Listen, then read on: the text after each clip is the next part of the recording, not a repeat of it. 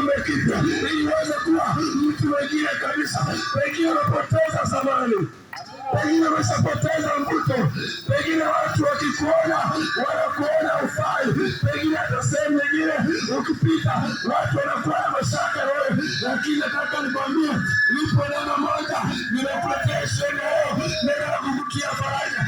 Kwa Yesu anakupenda. Bwana Yesu amekuona vile ulivyo. Bwana Yesu amekuona na yupo tayari kuweza kukubadilisha. Anasema katika kitabu cha Ufunuo, tazama niko miongoni mwa bishauri, atakayefungua moyo wake nami nitakaa na kufanya makao ndani yake. Ndio. Je, ndani ya moyo wako ni nani ambaye umempa nafasi? Pengine uliwapa nafasi wanadamu, mwisho wa siku wakakuumiza, mwisho wa siku wakakutenda. Nataka nikwambie, yuko mwanaume mmoja, Yesu Kristo, miamba wa miamba, mfalme wa wafalme. Hebu ninaanza tu, anapozaliwa mfalme Herode anapata shida na zika, maana mwanaume amesimama.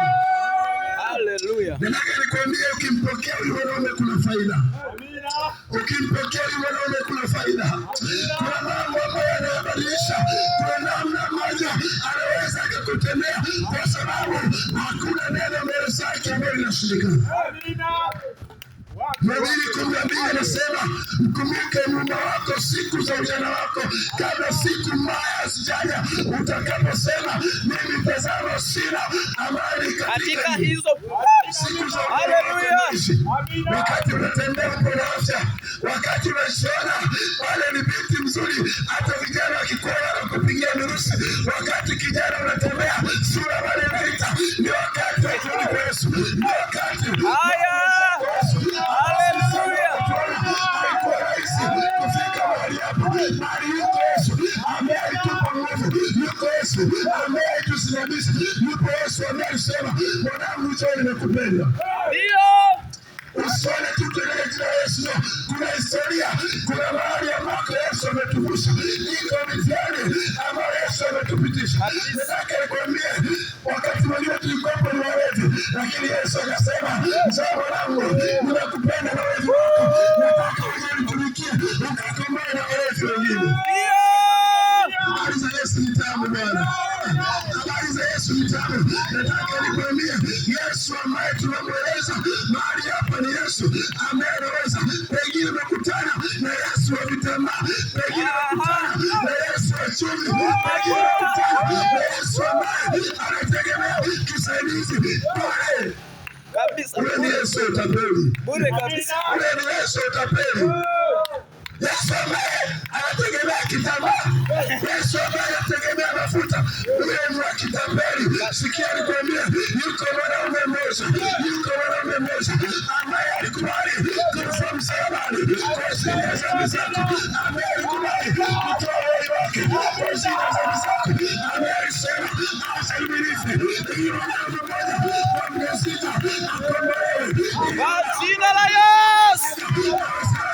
Wacha ibilisi.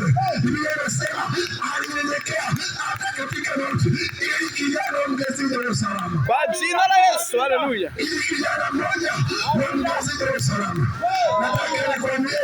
Nataka nikwambie, wakati unakuja, saa inakuja, wakati unakuja, kila mmoja atasimama kutolea hesabu yake. Ulipokuwa duniani ulifanya nini? Amina. Unajiona mjanja, unavaa vizuri, ni kweli watu wanakusifia, wanasema umependeza, ni kweli unasuka nywele za gharama. Nataka nikwambie, ni kweli kijana, hakuna binti ambaye unamtongoza ambaye anakukatalia. Nataka nikwambie, saa inakuja, wakati unakuja, yako maisha yanakuja, wanaona watasimama, atakuuliza, atasema ulipokuwa duniani ulifanya nini? Ulipokuwa duniani utasema nini mwanangu? Amen. Utasema nini siku ile? Anasema matendo yote yatawekwa wazi. Matendo yote yatawekwa wazi. Sikia nikwambie, hata yale ambayo uliyafanya gizani, hata yale ambayo uliyafanya wazazi wako wakakuona, lakini Mungu yupo anayekuona. Amina. Mungu anaelewa mpaka sirini.